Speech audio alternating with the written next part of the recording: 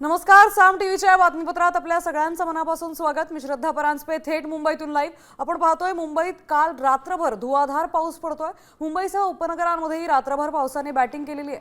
अनेक ठिकाणी सखल भागात पाणी साचलेलं आहे, तर मुंबईला आज पावसाचा ऑरेंज अलर्ट जारी करण्यात आलाय। गेले 2 दिवस मुंबईत मुसळधार पावसाची बॅटिंग सुरू आहे। काल रात्रीही पावसाने जोर धरला होता।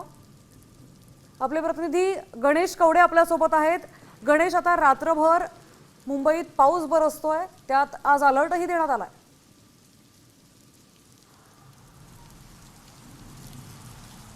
नक्कीच रात्रीपासून मुसळधार पाऊस सुरू आहे, मात्र सकाळी थोडीशी विश्रांती घेतली होती।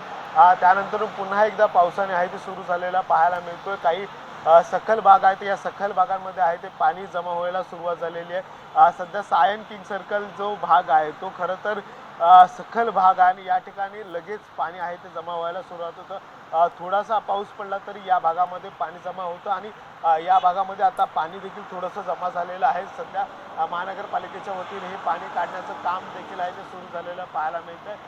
विशेष करून जर बघायचं झालं तर यावेळेस काही महत्त्वाचे जे भाग आहेत त्या ठिकाणी जास्त प्रमाणात पंपिंग सेक्शन लावण्यात आलेले आहेत, मात्र तरी देखील पाणी ते जमा होताना पाहायला मिळतं। काही जे मधलेच नाले आहेत, जे छोटे नाले आहेत, त्यामध्ये जास्त प्रमाणामध्ये पाणी जमा झालेलं पाहायला मिळतंय। त्यामुळे स्थानिकांच्या घरामध्ये देखील ते पाणी जातानाचं चित्र पाहायला मिळतंय आणि आज देखील ऑरेंज अलर्ट तो देण्यात आलेला आहे। त्यामुळे आणखी अशाच पद्धतीचा जर पाऊस सुरू राहिला तर काही सखल भागांमध्ये ते पाणी जमा होताना पाहायला मिळणार आहे।